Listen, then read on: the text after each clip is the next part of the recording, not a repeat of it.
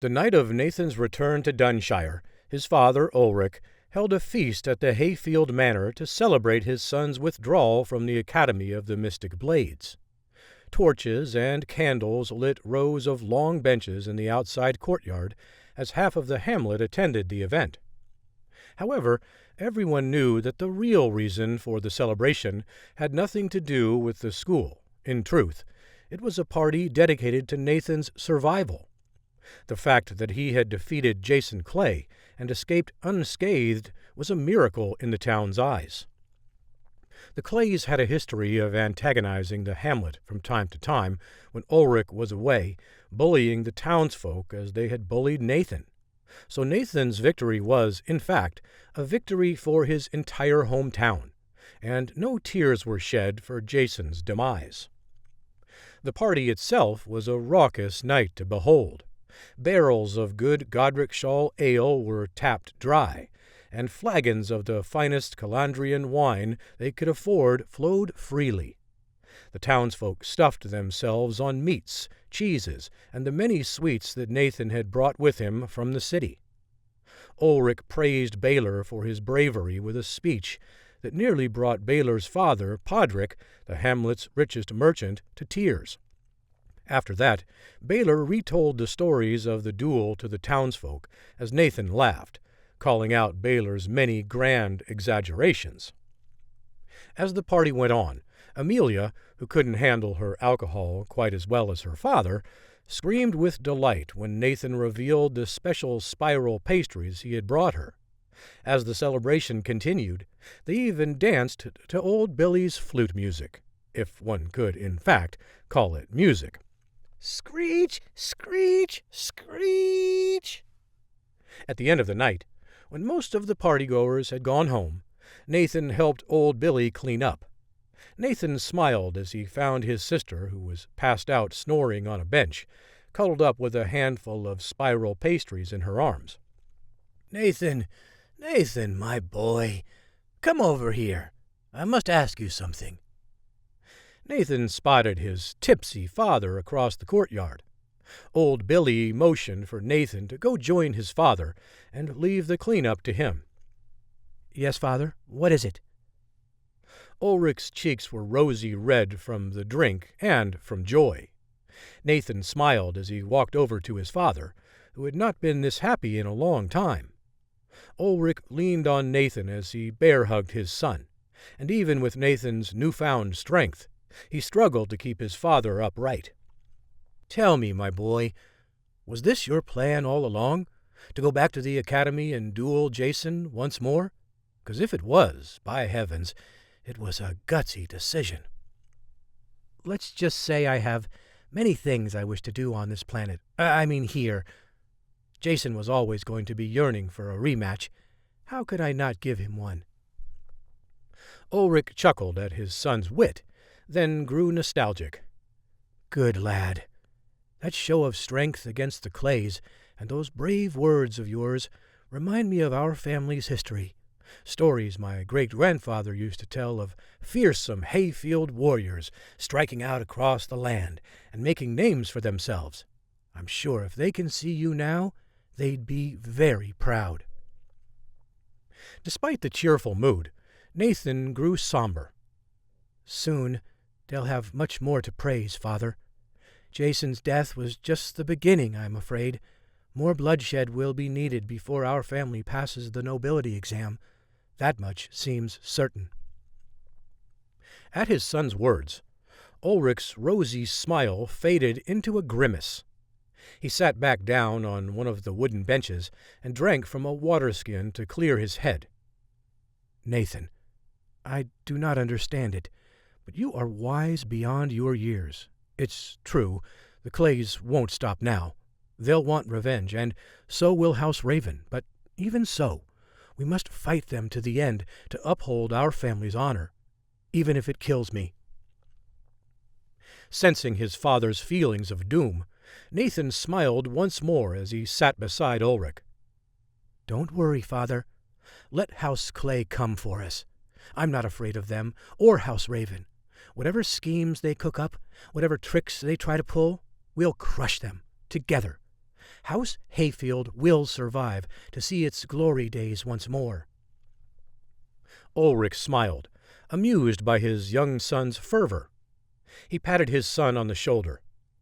"I don't know what happened to you, son, but I like this newfound ambition of yours. Still, it's best if you get some rest now. You had a long journey this afternoon, and a much longer one ahead of you." Nathan nodded, and soon after that he bid his father farewell and entered his bedroom chamber for the night. However, he did not go to sleep right away. Instead, he knelt beside his open window and prayed up toward the starlit heavens to help him with his training. Soon he felt the heavens' presence in the room with him, and his entire body faintly glowed as a shimmering light from the stars themselves floated into his body. It was time for him to focus his spiritual energy on further unlocking the power of the Asura. With all of the enemies around them, he didn't have a moment to lose. At the same time, Ulrich knelt in the Hayfield family crypt in the basement of the manor. Above him was a small stone statue of Priscilla, his long-deceased wife. Nathan and Amelia's mother had been a strong woman who brimmed with confidence. She had been a deeply spiritual woman, lighting up every room she'd ever entered, and now Ulrich begged her to watch over their children during the hard times ahead. "Priscilla, my love, I'm sorry. It's been far too long since I've been down here with you. If you're watching from the heavens, give strength to Nathan and Amelia, for the path ahead has only grown more treacherous." Ulrich stayed beside his dead wife's side throughout the night, praying for their family's safety. The next morning, before dawn, Nathan began training once more. As he did his morning run on shepherd trails along a hillside, he looked out over the sleepy hamlet that he now called home and felt inspired. He knew he had to become strong enough to protect them all from ruin. After the duel with Jason Clay, he'd felt his power grow stronger, and he knew in his heart that he was now a level 7 beginner. Because of this, he could now push this new body of his even harder than before. It was then that he noticed the great Mount Dun off in the distance. Nathan decided to run longer than usual and began the climb up the side of the mountain, following the tracks of billy goats and other alpine critters until he reached an ancient pile of stones half submerged by a raging river about 2/3 of the way to the top. "Some ancient empire must have built a bridge here, but now all that's left are giant boulders." Nathan pondered whether to jump across, then thought better of it and turned around.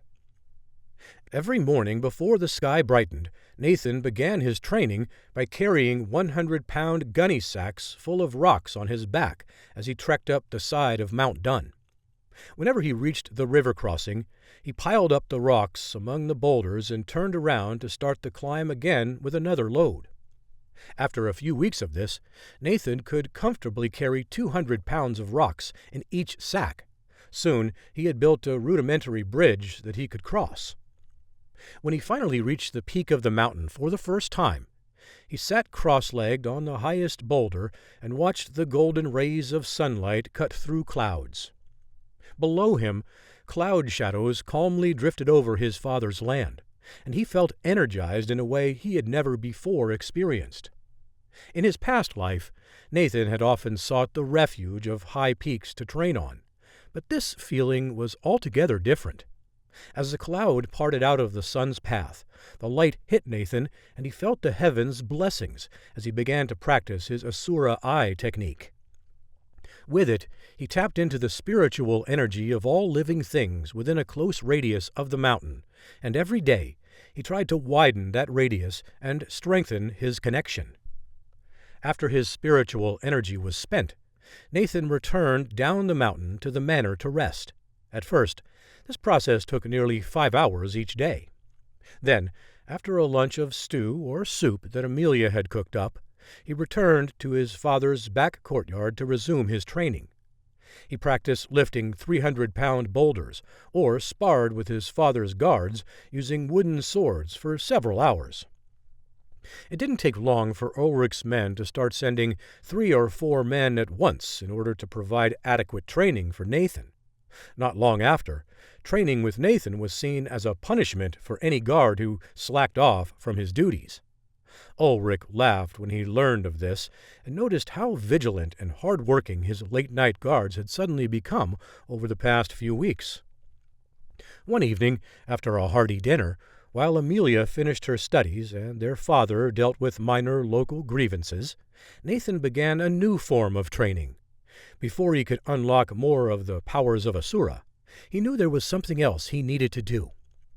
Rather than lift heavy things or conjure up his spiritual energy, Nathan spent his evenings in the Hayfield family medicinal herb garden. There were many industries in Dunshire, including husbandry, sheep herding, farming, and trading, but by far the most renowned was the medicinal garden and its nearby potions store. The potion store itself was the hamlet's most profitable industry, and it was a major reason the Clays and the Ravens coveted the Hayfields' property, as few other townships had access to such a valuable resource. Travelers and warriors all across the fiefdom sought out the hamlet for the sole purpose of buying up such potions or raw medicinal herbs. Nathan strolled the garden's grounds and watched as his father's workers gathered medicinal herbs and ground them up into large brass pots. Liquids and heat were added to churn the mixture into a vat of potion that could be bottled and eventually sold. After familiarizing himself with the garden's contents, Nathan purchased 3 herbs directly from the shop: frozen grass, flaming flower, and clotting moss. Frozen grass was commonly used by the local folk in teas to temper high fevers, while flaming flower was slightly hot to the touch and could help treat frostbite or chills. Clotting grass, however, was often used by warriors to stop wounds from bleeding. It also helps the body heal. Torrin Lillyford, the Hayfield family's head gardener and shopkeeper, was an anxious little man. He stood, looking puzzled, as Nathan brought the herbs to the counter to make his purchase. "My lord Nathan, you wish to purchase 10 of these herbs?" "Yes, Torrin. I will need them." "But, sir, the flaming flower and frozen grass are rarely bought together. If you must, be sure not to combine them. The effects of combining them are unknown, but likely quite dangerous." Yes, I understand. Oh, and 10 of these dexterity pills, please." Nathan pulled up a small bag of pills from a nearby shelf. Torrin's brow furrowed. Dexterity pills were meant to bolster the strength of commoners whose immune systems were weak. It was virtually unheard of for a healthy boy, let alone a fit young warrior, to purchase these. "As you wish, but please be careful, my lord. I cannot stress enough it would be unwise to combine these materials, as the effect is yet unstudied." Nathan smiled at the fidgety old shopkeeper. "Of course, Torrin, you need not concern yourself." In truth, Nathan was far more experienced in the art of alchemy than any so-called expert in the hamlet of Dunshire. In his past life's world, alchemy had been far more common and was heavily studied by society, and Nathan had wisely absorbed as much knowledge on the subject as he could.